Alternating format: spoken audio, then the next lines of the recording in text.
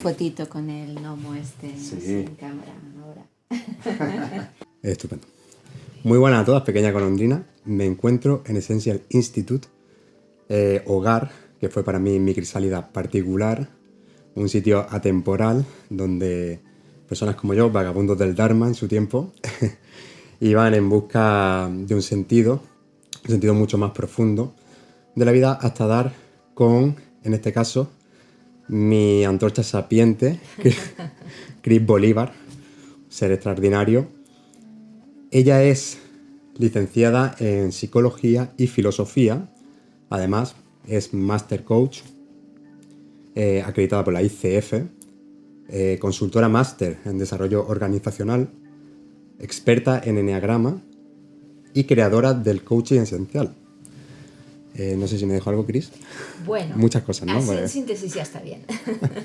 un síntesis de por lo menos 30 años de experiencia o más. Sí. Sí, bueno, profesional acreditada en eneagrama, consultora máster en desarrollo organizacional, y esto en cuanto a títulos. Luego ya estudiosa de sabidurías y tradiciones milenarias, sufismo, cábala, budismo. Y bueno, y un etcétera de cosas. Pintora. Pintora, artista, poetisa. Sí. La verdad que me gustaría hacer un viaje, si te parece, desde el exterior al interior y ver un poco también, sobre todo lo que me interesa es el proceso interno para ver qué humano, ¿no? En este caso se esconde detrás de esta persona. Bueno, me señalo a mí, pero me refiero a ti, Sí. porque, pues, claro, para obtener todo este tipo de logros, más allá de los títulos y demás, conlleva un proceso y no cualquier persona se lanza a ello. O sea que, Bueno. por un lado, me gustaría ver también la parte del coaching esencial, ¿no? Como si podríamos catalogarlo del auténtico coaching o hacer, desgranar un poquito, ¿no? Discernir, porque ahora también todo el mundo del coaching. Y claro, yo sí sé o puedo intuir dónde está la diferencia entre un coaching operacional y el esencial, el que nosotros hacemos, el que tú creaste. Y luego ver un poco también, si te parece, al final, para llegar, ¿no? Cómo llegamos a esa parte, a esa mirada esencial, de dónde parten las cosas. Pero antes, por ejemplo, el eneagrama, ¿no? Que es una de las herramientas. ¿Qué podríamos decir que es el eneagrama? Para que las personas nos entiendan. Sí. Eneagrama es un símbolo del ser, es un mandala que es exotérico, que explicita, revela el ser que somos. Y, por ejemplo, en el eneagrama que yo he ido desarrollando, o en la línea en la que yo trabajo, que es el eneagrama esencial, es una mirada filosófico-psicoespiritual del eneagrama. Es decir, no solamente es eneagrama psicológico, con los numeritos y sus etiquetas y esas cosas, sino que abarca otras miradas, sufíes, etcétera, ideas santas. Bueno, es todo el viaje. Ayuda a hacer este viaje que acompaña a ir del ego a la esencia, como siempre, ¿no? Con foco en la sabiduría. Y por lo tanto, pues, lo que tiene el eneagrama, las leyes, el movimiento dinámico de este proceso, etcétera, cómo vamos viendo en distintas capas y niveles, que es lo que nos interesa, ¿no? Los niveles de más profundidad, cómo la persona desde estas heridas y egotipos pasa a eneatipos e ideas santas. Este es el viaje que trabajamos también con la herramienta o el modelo o el símbolo del eneagrama. El símbolo del eneagrama vendría precedido por la parte o la rama sufí, en este caso. Y más atrás, o sea, se dice que del Antiguo Egipto. Estaba hace poco, justo antes del COVID, en Egipto con Ras Hudson, estábamos en las pirámides y nos estaba mostrando los primeros signos de lo que ya se puede ver que es eneagrama, ¿no? Y las pirámides a día de hoy, si no me equivoco, están datadas del 10.000 a.C. O sea que esto tiene ya Ha llovido. Luego de ahí, Oriente, Sufíes, Gurdjieff, hasta el día de hoy, ¿no? Claro, que fueron los que trajeron, ¿no? Digamos, la idea de Oriente a Occidente, ¿no? Exacto, esa sabiduría que luego se ha ido ampliando, matizando, el dibujo, ¿no? Pitagórico, los pecados, no sé qué, el eneagrama más psicológico con Claudio Naranjo, etc., ¿no? Y aportaciones varias. Por ejemplo, las 3 heridas de vida, muerte, amor son de aquí. Y bueno, ¿no? Se ha ido, la sabiduría del eneagrama sigue viva, sigue actualizada, porque es un símbolo que, pues eso, que contiene tanto, es tan complejo y tan profundo, que en la medida en que diríamos vamos desvelando aspectos del ser, los podemos ir situando, ¿no? Porque caben bien, porque lo puede contener todo, ¿no? Claro, ¿cuál sería el propósito final, por ejemplo, del enagrama en este caso? ¿Se podría reunir en leyes? Dentro del símbolo hay leyes, pero hay muchas más cosas. Es muy complejo. En realidad debería ser un símbolo dinámico en espiral tridimensional. Que pasa es que no da, dibujarlo así no da, ¿no? Pero abarca. Es como el árbol de la vida en Cábala. O sea, son símbolos que contienen mundos, ¿no? Y que desvelarlo, pues, requiere de años de experiencia, de aprendizaje, de estudio, pero sobre todo también de trabajo personal integrando el eneagrama. No son etiquetas y números con etiquetas y ya está. Claro, porque es una de las cosas que, por ejemplo, con el enagrama de las personalidades es muy fácil, ¿no? Caer en el decir tú eres tal etiqueta o tú eres tal eneatipo y de ahí no sales. E incluso que el otro no te diga cuál eres tú sin tú haberlo experimentado ni haber... Exacto. Hay el riesgo del reduccionismo, ¿no? Del etiquetaje rápido, porque es lo que de alguna forma es la tendencia humana, ¿no? No toleramos demasiado bien la incertidumbre. Es como, a veces digo, ¿no? Es como, quiero conocer el universo, pero claro, se me hace un mundo inalcanzable, ¿no? Claro. Por lo tanto, voy a dedicarme a encontrar algún librito que me explique las 4 constelaciones, que además pueda reconocer porque tiene forma de centauro, de no sé qué. Ah, pues ya está, con esto ya creo que conozco el universo. Pues sería algo así, ¿no? Utilizar mal el eneagrama. Sí, y a la parte de llegar a la esencia, por ejemplo, si tuviéramos que indagar un poquito en las leyes, ¿no? Que estaría la ley del 1, la ley del 3 y la del 7. La del 1, por ejemplo, ¿cómo podríamos explicarlo? La ley del 1 tiene que ver con la ley del amor, de la armonización, del todo, del ser, y de cómo nos centramos y descentramos cuando estamos más egóticos o más en contacto con el ser esencial, otra vez conectados, ¿no? con quienes somos realmente. Y tiene que ver con el círculo, por eso en el eneagrama psicológico, ¿no? Los numeritos están pintados en el círculo, porque diríamos que estaríamos descentrados, en la periferia del ser. Qué bueno. En cambio, cuando estamos centrados, más que un círculo, tendría que ser como una esfera. Una esfera. ¿no? Muchas veces hago la meditación de la ley del 1, donde nos visualizamos dentro de la esfera, en el centro, y desde ahí estaríamos en contacto con todas las posibilidades de ser. Que eso tiene que ver con salir del juicio, salir del ego, entrar en el amar. Por eso la ley del 1 es la ley del amor, porque es la aceptación de quienes somos en nuestra completitud de ser. Qué bueno. Podríamos decir que, digamos, el núcleo principal sería la conciencia, en cuanto que no, o sea, un poco que nosotros realmente estamos dentro de la conciencia más que una conciencia parte desde partes diferentes. Pasa que aquí ya sería irse fractal, como muy... Claro. Así que formamos parte del todo, somos una parte en el todo y el todo nos forma, ¿no? O sea, es complejo de empezar a entender. Que sería entrar ya en Maturana también y no salimos. Participamos por lo tanto, como fractal, a la vez que participamos de esta conciencia, tenemos otra conciencia. Es como la distinción que a veces se hace entre alma, espíritu.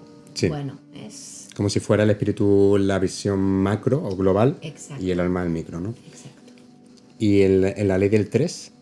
La ley del 3 nos habla de la creación, de cómo trascender la dualidad, viene representado por el triángulo en el eneagrama, y tiene mucha riqueza, porque no solamente es una de las claves para entender qué nos pasa cuando aterrizamos en este mundo y cómo nos desconectamos y cómo nos vamos neurotizando, ¿no? Hay 2 procesos clave que son la neurosis y la psicosis, que tiene que ver con esta desconexión, pero yo añado la esquizofrenia en términos de que estamos fragmentados, no vemos quiénes somos, actuamos desde sitios que no nos damos cuenta de nosotros mismos.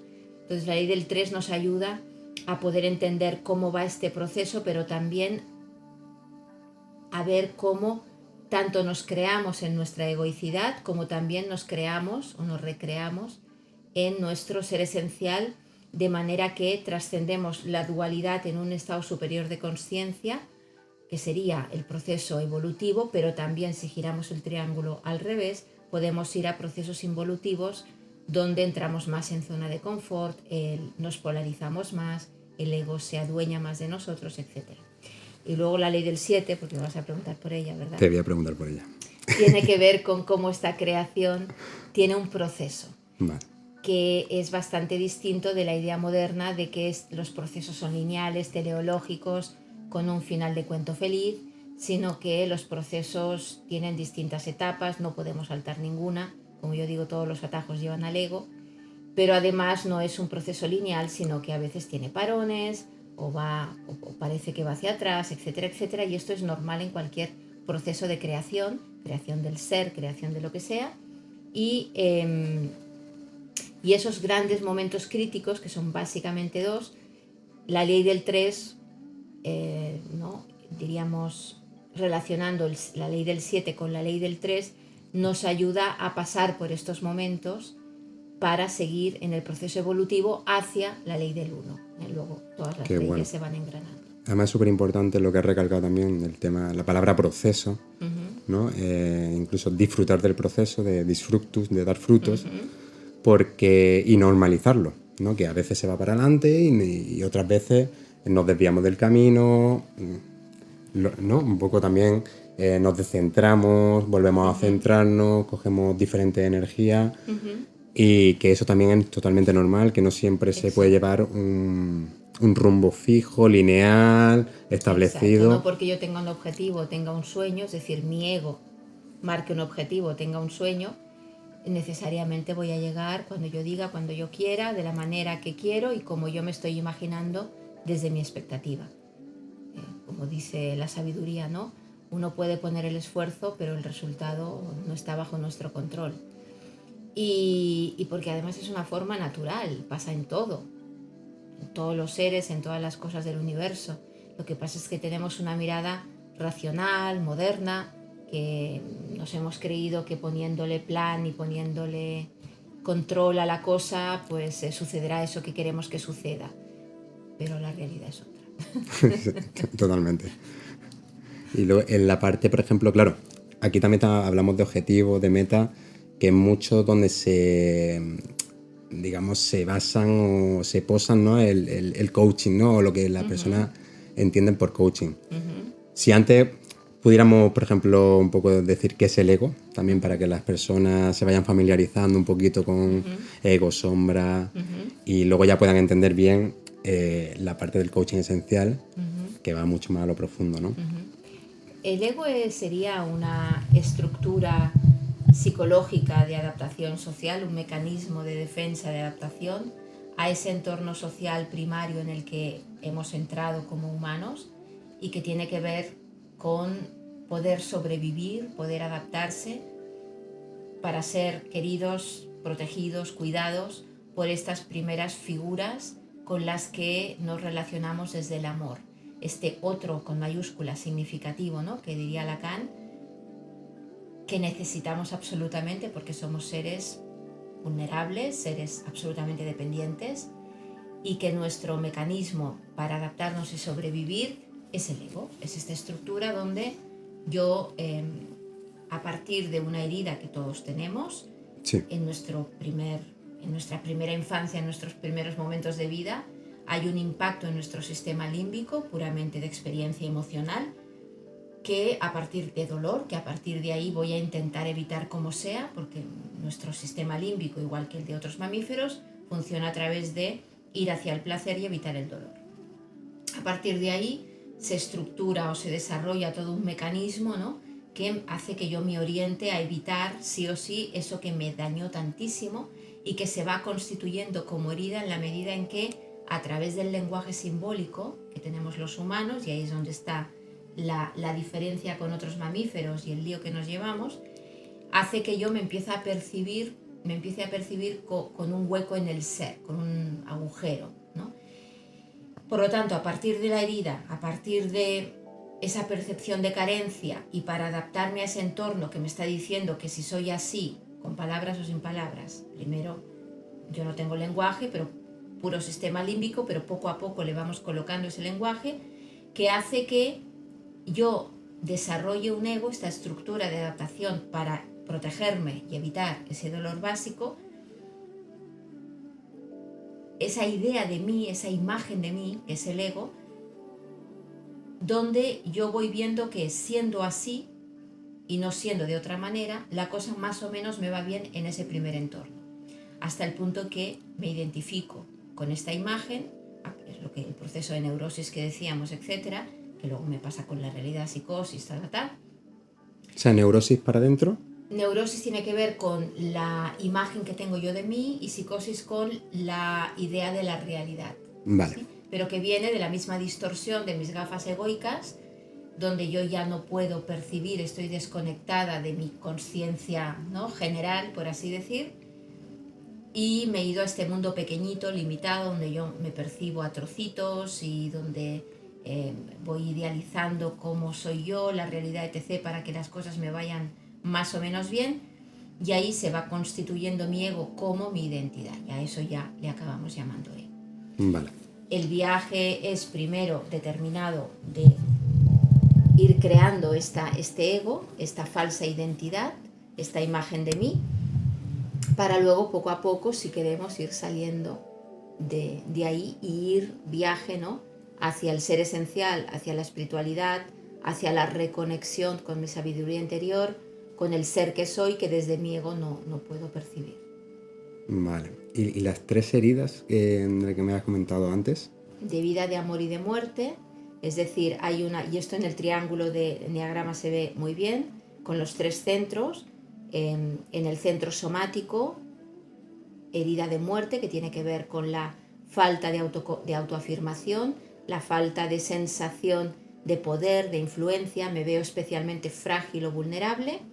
La herida en el centro mental de vida o de falta de autoconfianza, donde yo no me percibo con recursos internos para hacerle frente a una vida que me aparece como difícil o amenazante, porque Sí. yo no estoy en contacto. Mi desconexión fundamental en este caso es con mi orientación interna.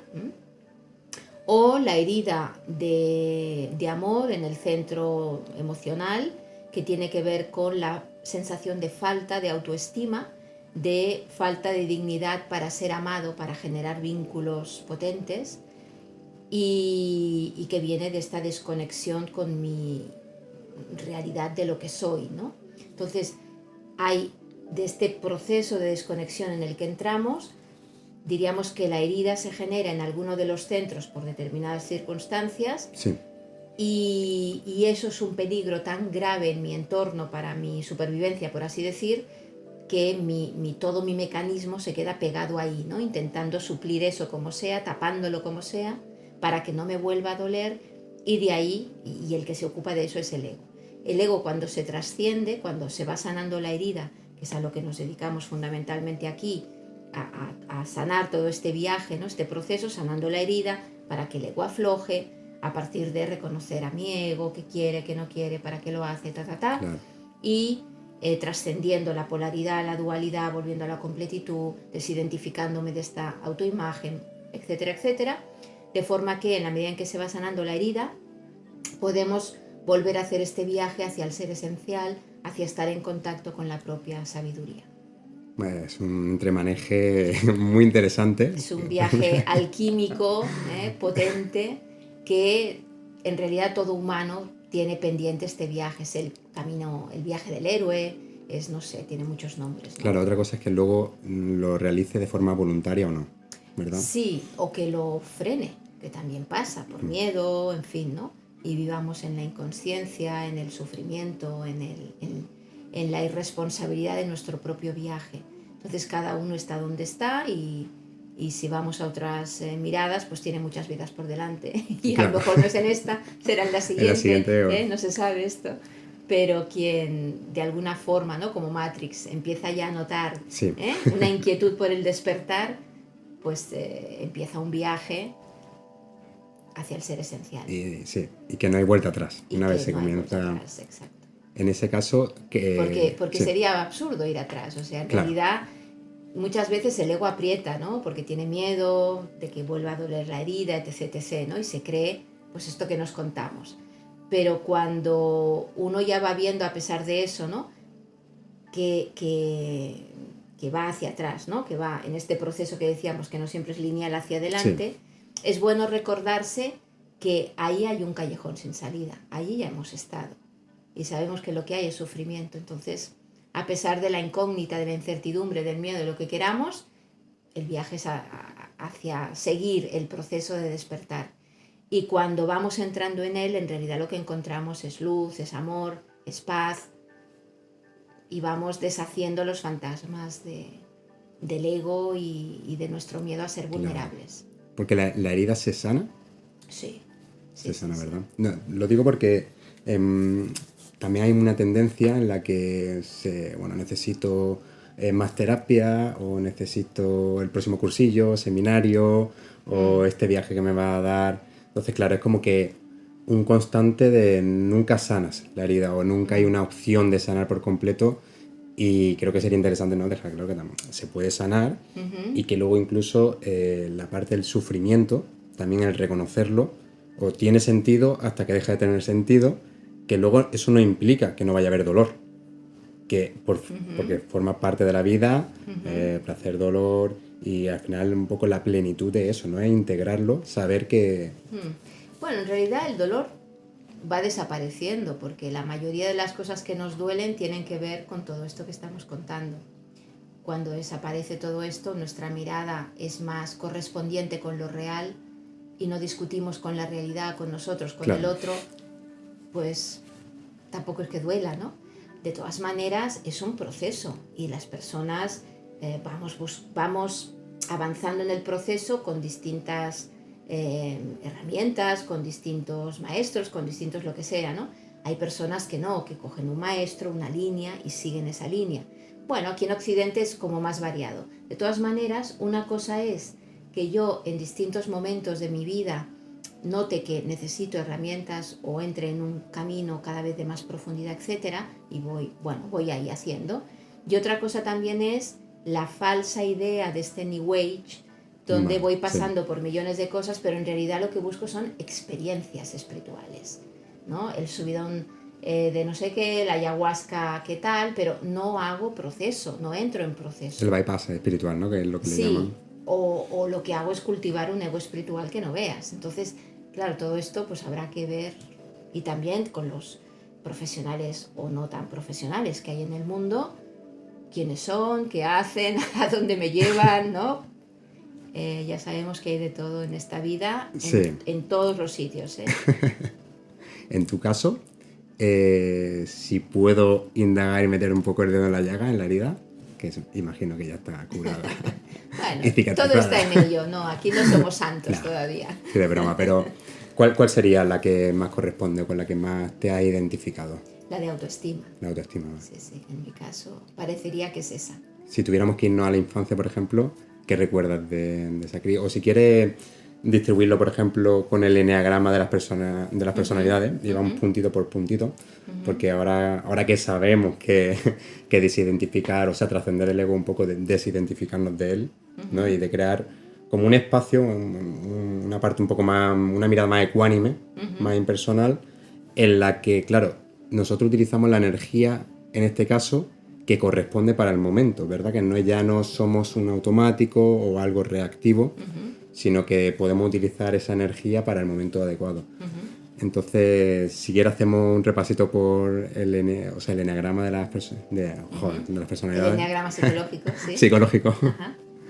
Y por tu vida, ¿en qué momento te has identificado a lo mejor más con cierta energía? Yo no sé si podría hacer eso, la verdad. A veces he visto personas que lo hacen como muy lineal, como contar un cuento a través de los eneatipos.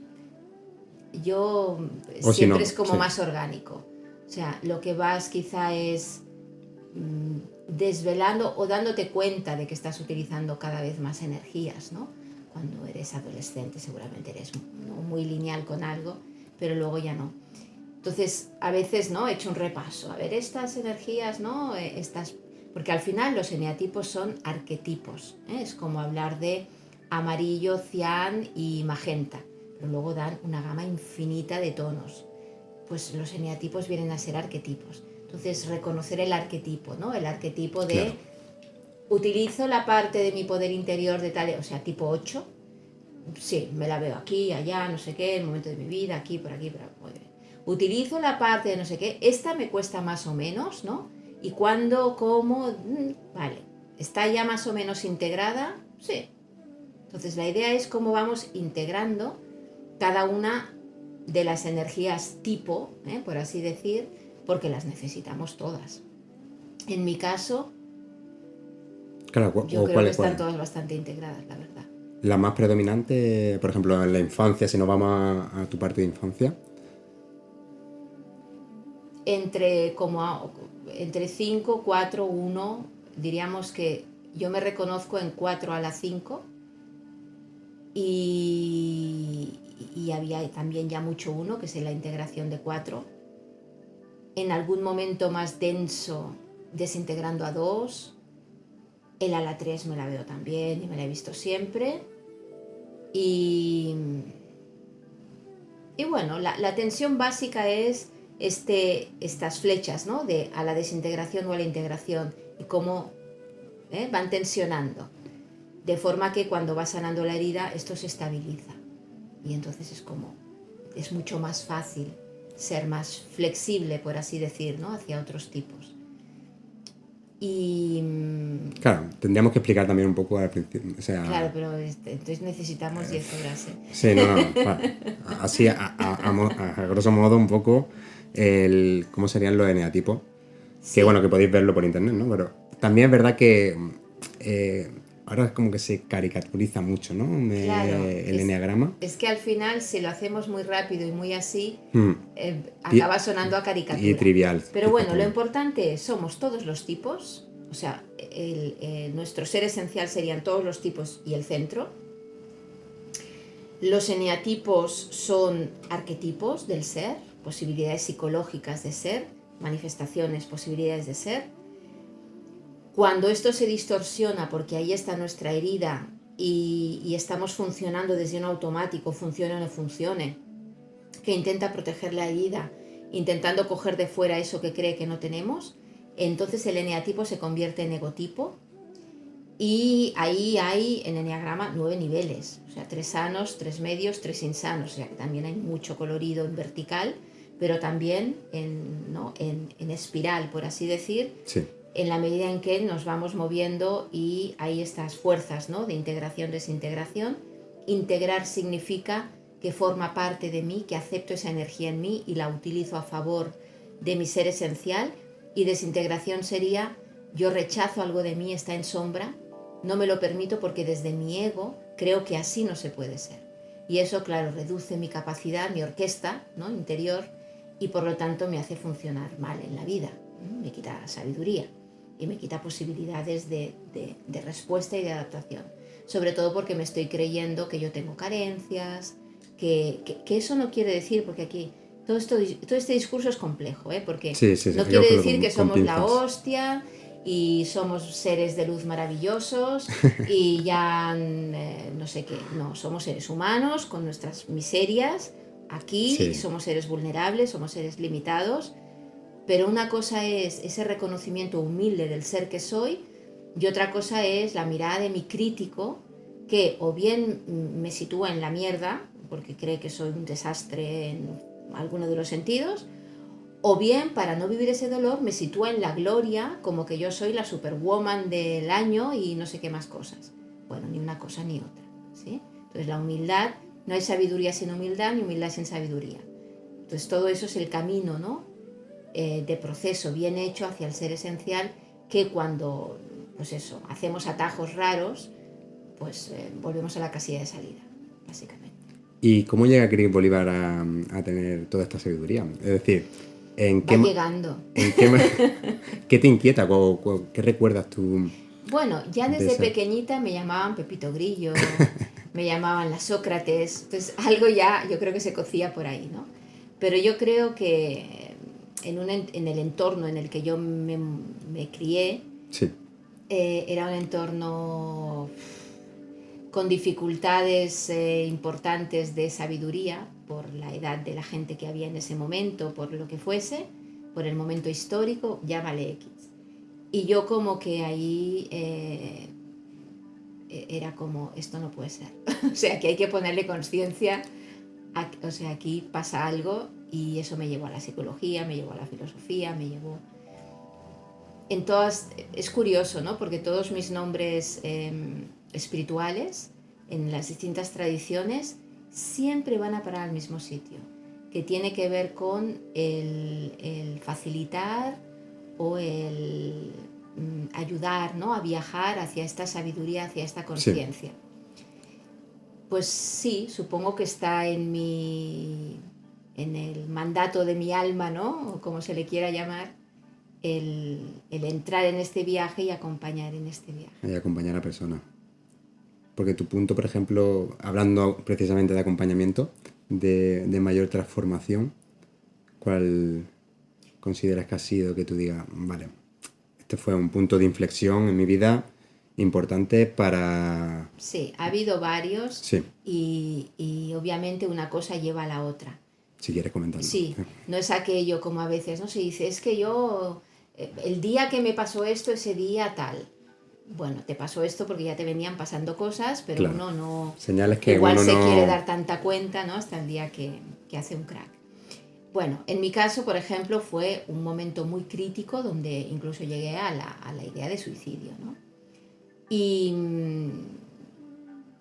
bueno, diríamos que la lección de vida fue tan iluminadora, ¿no? Que dices, vale, esto hay que resituarlo de otra forma, porque aunque parecía que se estaba resituando, la vida te trae que no. Como dice Lacan, ¿no? La realidad es eso que vuelve y vuelve y vuelve hasta que la ves, ¿no? Sí. Y entonces, pues la vida tiene eso, ¿no? Que te da oportunidades para revisitar eso que te cuesta ver. Y bueno, y ahí es donde también por otras circunstancias empezó un viaje, diríamos, más consciente hacia el interior de lo que es la espiritualidad y los seres humanos en la esencia, ¿no? Por así decirlo.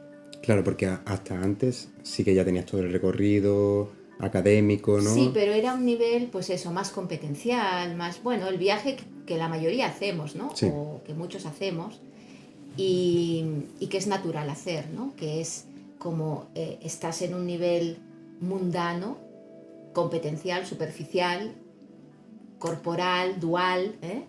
Y hacer el viaje de cada vez otra capa, otra capa, otra capa, ¿no? Para ir profundizando, pues bueno, ese viaje llega cuando uno toma conciencia de que el viaje es ese.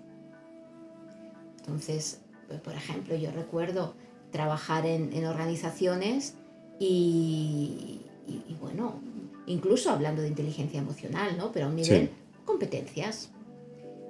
Y darme cuenta de que no había suficiente transformación ahí, que eso no era suficiente.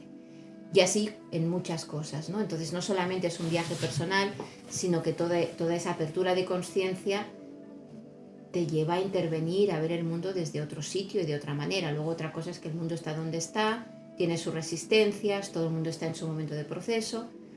Los hay que siguen ahí, han de pasar por ahí, y los hay que ya están en otro sitio, que son los que pues, más se acercan, por ejemplo, a Essential Institute.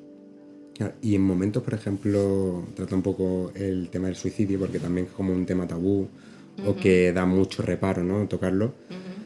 Claro, un poco también ese proceso de saber que uno no ayuda exactamente, ¿no? Sino que acompaña, está ahí, da los recursos que puede, pero que muchas veces incluso peor el meter la mano, intentar sacar, el estar atosigando a la persona, ¿no? Que el respetar, aunque se hace muy difícil, ¿no? Pero respetar ese proceso o ese momento, esa experiencia de vida que está teniendo la persona.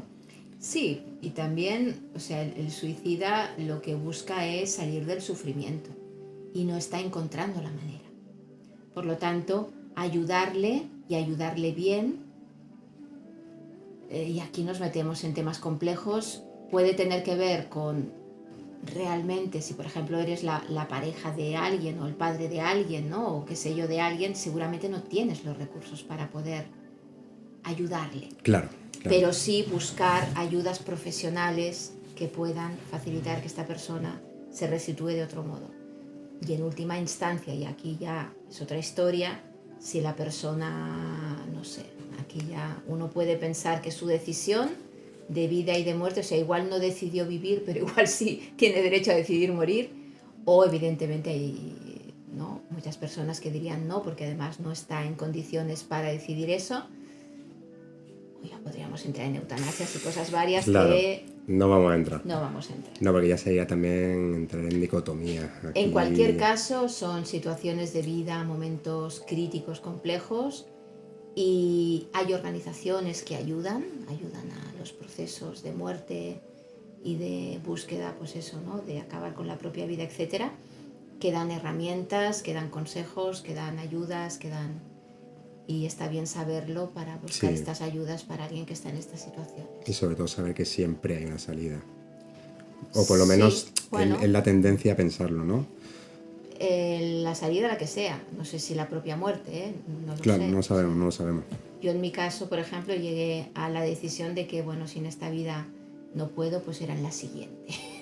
No sé, estoy agotada, ¿no? Pero obviamente no, a veces, ¿no?, cuando te hacen ejercicios de línea de vida, etcétera, repasando el histórico, ¿me arrepiento, tiraría? No, o sea, está bien, pasó lo que tenía que pasar en ese momento, formaba parte de ese proceso. Son momentos muy negros que ya sabemos que cuando tocas fondo solo te toca ir hacia adelante, ¿no? Sí. Y te obliga a resituar cosas que obviamente estaban mal resituadas. Lo que pasa es que uno solo no puede, esto también está claro, ¿no? Hay que ser empático, con las personas que viven en situaciones críticas, aunque desde fuera nos parezca que son absurdas, por ejemplo, ¿no? Claro, sobre todo esa comprensión y esa compasión también. Exacto. De tratar un poco éticamente a la otra persona, que incluso, bueno, aparte de toda la sabiduría milenaria, textos, ¿no?, y el propio enegrama, también te ayuda mucho a comprender, ¿no?, cómo opera o cómo puede operar los eneatipos para también ver desde dónde opera el otro, ¿no?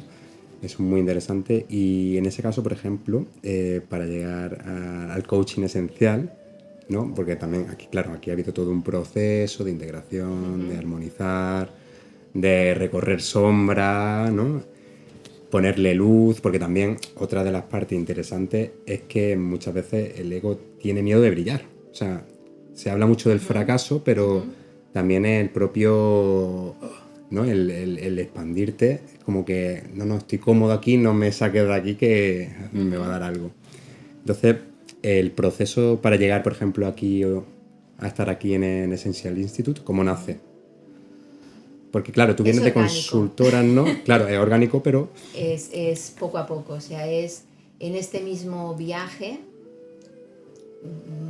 te va quedando corto lo que haces.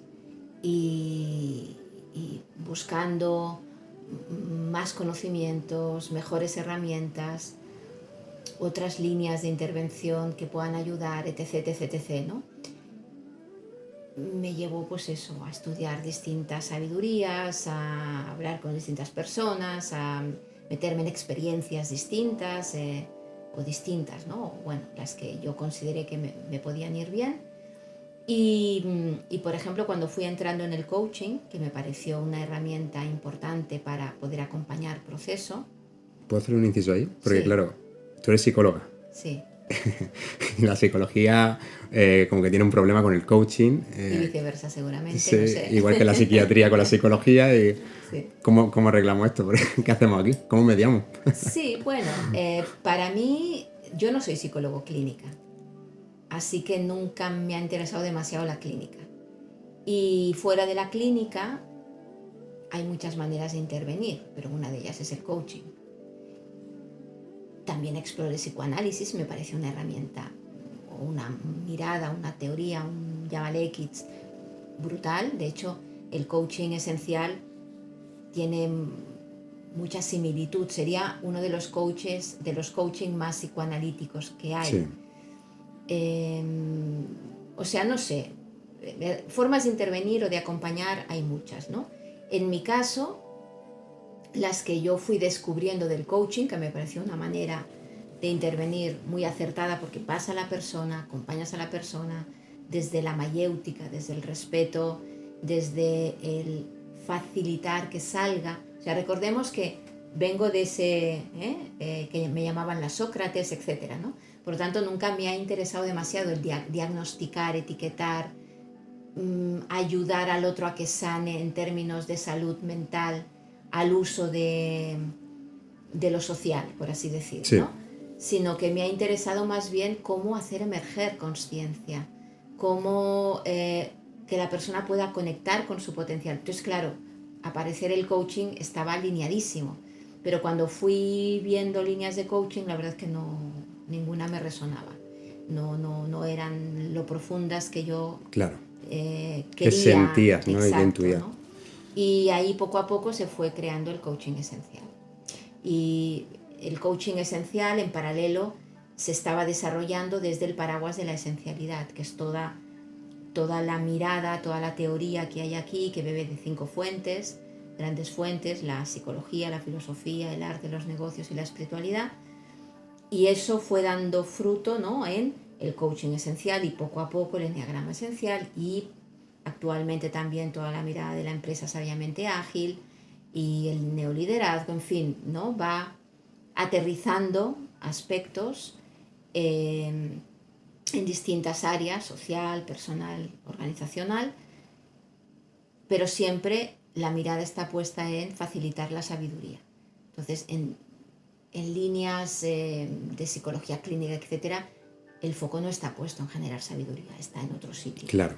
Entonces, Y sobre hay todo también también, distinciones, sí. ¿no? Y se centra mucho, o sea, se centra en la persona y no tanto en, digamos, en conseguir solucionarle el problema, sino que bueno, lo que yo veo es que hay mucho, o sea, una creencia me refiero en términos de creer, de confiar, ¿no? De confiar en el potencial humano, una barbaridad, porque claro, mucho también otro tipo de coaching es como, o incluso, no sé, a lo mejor me meto donde no me llaman, pero bueno, en psicología es como a veces se soluciona el problema, o las largas sesiones en las que nunca se resuelve nada, sino que la persona siempre tiene como una tendencia a nunca, o incluso ni confrontarse, ¿no?, a sí misma. Y claro, saber ahí que también que aquí se proporcionan las herramientas para que uno mismo sea responsable de todo cuanto acontece en su vida.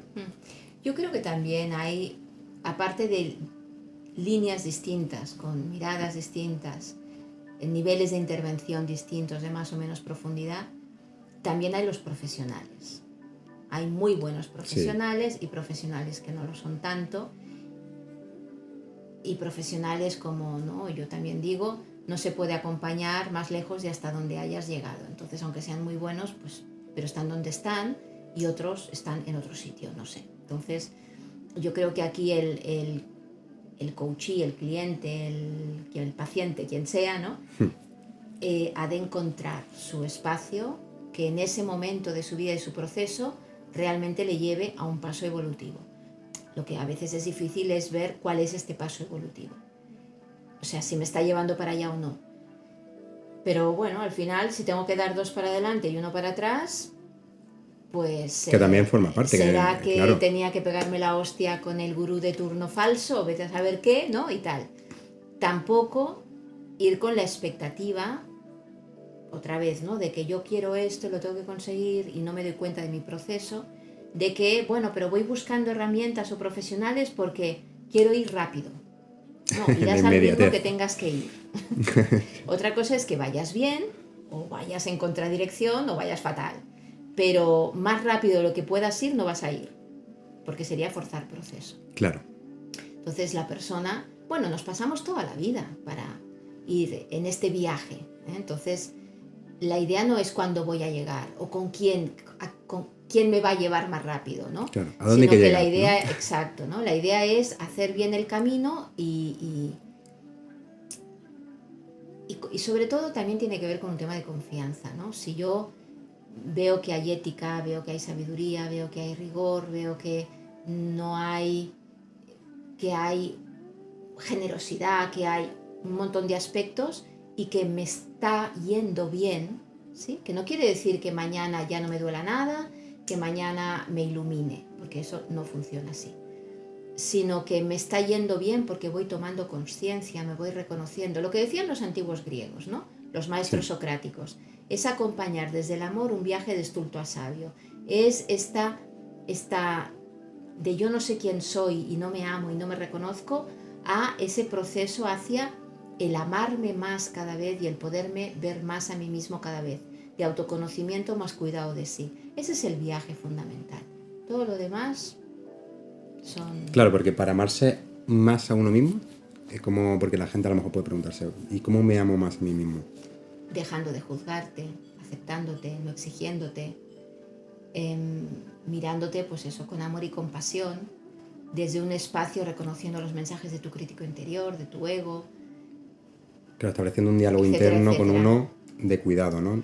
y de pillarse. Y de pillarse. Tenemos tantas capas de autoengaño porque la estructura de ego es potentísima, porque está para que podamos sobrevivir. Lo que pasa es que es un instrumento primario, rudimentario, es como ir con el andador, que a lo mejor al año te servía, pero caray, tienes 30, ¿dónde vas con el andador? ¿No? Pero yo ya no me doy cuenta de que el andador es algo que yo puedo quitar. Creo que forma parte de mí, entonces pretendo hacer grandes carreras, ¿no? Y no puedo, y culpo al otro, ¿por qué me pones vallas? No, el problema no es la valla, el problema es que vas con un andador para saltar la valla, ¿no? ¿Eso quiere decir que el andador está mal? No, yo lo puedo tener aparcado y cuando me duela un pie o cuando sea mayor y lo vuelva a necesitar o cuando esté enfermo o lo que sea, pues tengo mi andador. Pero de eso a pensar que yo lo necesito para la vida, no, lo necesité en su día, pero ya no. O ya no siempre, sino que es una herramienta más que yo puedo utilizar de mí. Claro, no caer tampoco en el demonizar al ego ni querer eliminarlo, sino O sea, que al final... como ego es un rollo, ¿sí? Pero cuando yo trasciendo al ego, y es decir, entiendo que tengo un andador, que lo pongo ahí, ¿sí? O un piano de mi orquesta, que lo pongo en su sitio y que lo utilizaré cuando mi director de orquesta decida porque la partitura lo requiere, ese piano, que era el ego, ya no es ego, ¿sí? Ya no está en el lugar de director de orquesta, lo puse en su sitio, me he desidentificado de él y he hecho emerger mi sabiduría interior, mi yo consciente. Por lo tanto, ya no es ego. ¿Pero eso significa que el piano esté mal? No, el piano va a ser mi talento porque lo tengo súper entrenado, ¿sí? Entonces es trascender al ego para que se convierta en ese instrumento, en ese eneatipo, podríamos también llamar, que pueda utilizar cuando conviene, con sabiduría, donde entonces sí brillaré. Claro. ¿Sí? Pero si lo quiero meter en todas partes, en cualquier partitura, lo que me da es problemas ya. Y trayendo el arte, bueno, ya que hablamos un poquito también, y por ejemplo tenemos aquí cuadros, ¿no? Que, como pintora, tu proceso creativo, ¿cómo dirías que te viene? ¿Eres más de conectar, de olvidarte un poco y dejarte ser en ese aspecto y fluir? ¿O sueles hacer, digamos, varias ideas de estructura? ¿Cómo operas en ese ámbito? Depende. Son energías distintas también. A mí me gusta más, y también en la poesía, me gusta más colocarme en otro espacio de mí, donde eso fluye de dentro a fuera y ya está. Ahora bien, después hay que ponerle también técnica o hay que ponerle cabeza, por así decir, ¿no? Y ver si la rima realmente rima o le cambias la palabra, o si ese caballo parece un caballo o nadie reconocería nada y no es la intención, porque si es la intención, que cada uno vea lo que quiera, pero si no... Entonces, bueno, ahí también hace falta ponerle alguna otra cosa, ¿no? Pero vamos, en mi caso, que no soy demasiado técnica, no digo que sea una virtud, pero es lo que hay. Es lo que hay, eso. Pinto como mucho de dentro a fuera. Qué bueno. Y además así como de impulso. Si tengo que estar mucho tiempo con una obra, me pasa con muchas cosas, ¿eh? A la que vuelvo ya estaría en otra, entonces no Claro, cuesta ya ahí. te cuesta ahí. Decía Jodorowsky que el arte es terapia, sirve como terapia. ¿Tú tuviste contacto con Jodorowsky o...? Sí, bueno, con el hijo, con Cristóbal. Vale. He hecho viajes a Venezuela, chamánicos y cosas así peculiares. Y con otro tipo de referentes, porque claro, también está situada, ¿no?, dentro del coaching, con Seligman, con Rogers, con Wilber. ¿Qué tipo de otros profesionales, por ejemplo, también? Bueno, dijiste que había estado en Egipto con Hudson, ¿no? Por ejemplo, o he estado trabajando en el equipo de Boyatsis. Boyatsis es el que lleva todas las competencias, ¿no? Desarrolla todas las competencias de inteligencia emocional. Sí. O, bueno, recibí enseñanzas del Dalai Lama, o estoy casada con un monje budista, discípulo del Dalai Lama. Un saludo a Ricard y a toda la comunidad esencial. O yo que sé, con Mario ¿Cómo llega? Cábala. Ahora haremos un Sí. taller conjunto. Bueno, hemos hecho varios, pero ahora uno en su escuela. Y, en fin, no sé, con Maulana, Sufí, es medio un nombre él, ¿no? De Fátima, por ejemplo, que también, ¿no? La que abre la puerta al paraíso, la sabiduría, el conocimiento. Y no sé, mucha gente que se me olvida, pero mucha. Y en este caso, ¿cómo acabas, por ejemplo, casándote con un monje budista? ¿Qué viste? No fue intencionado. Bueno, o sí, no por sé. ponerle un poco de amor, Sí. entre comillas, lo que se entiende por amor. Bueno, la verdad es que llega un momento en que recuerdo una vez una conversación con una amiga que me dijo: si no tiene 3 años de trabajo personal hecho intenso, ni te lo mires. Es muy sabio consejo. Y bueno, claro, el tener pues más de 20 años de trabajo personal sumaron a su favor. Sí. Eso y atractivo, imagino también, Sí, porque claro, entre otras si no... cosas, etcétera, ¿no? Pero sí, sí. Qué bueno. Pues si quieres, Chris, vamos cerrando por aquí. Por ponerte un poco en un aprieto, ¿qué eneatipo dirías que soy yo? Eso es lo que hayas podido ver. Bueno, algo de 4 creo que hay. Sí. Me tienes calado, ¿eh? Yo creo. Y aparte de eso, pues no sé, seguramente alas y movimientos. Sí, bueno, eso ya movidas más. Varias. Sí. Sería interesante. Pero diríamos la energía de 4 parece presente. Bueno, tú también tenías una energía potente, ¿no? De 4. Sí. ¿O la has tenido? Sí. Y bueno, ¿hay algo así que quisieras comentar en la entrevista? Pues no, que ha sido un placer. Hemos hablado mucho de muchos temas. Hemos hecho como un repaso a la esencialidad casi. Sí, importante en estos tiempos. Importante en esos tiempos. Y bueno, pues eso, fantástico. Fuera de entrevista, tus avances y tus descubrimientos, y pues qué bien, fantástico, me alegro muchísimo que todo vaya tan estupendamente y poder colaborar contigo ahora en esta entrevista, en eso. Es maravilloso.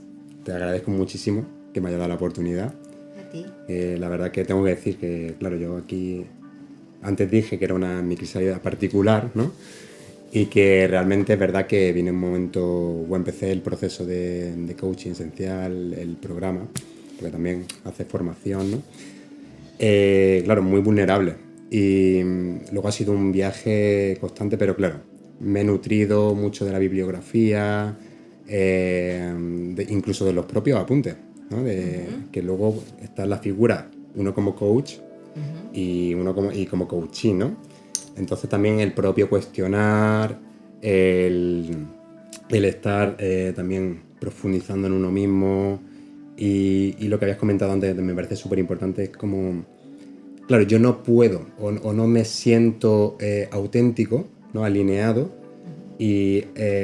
o de poder ofrecer al otro un acompañamiento si no lo he experimentado en mis propias carnes. Entonces puedo decir que el coaching esencial funciona y que, bueno, aquí está la muestra de ello. O sea, soy la encarnación del hombre neorrenacentista. Muy bien. Así que nada, Me Cris. alegro. Si te apetece, un abrazo. Un abrazo. Muchísimas gracias por todo. A ti. Bueno, y una Lo dejamos una ahí. fotito con el gnomo Sí. en cámara, ¿no?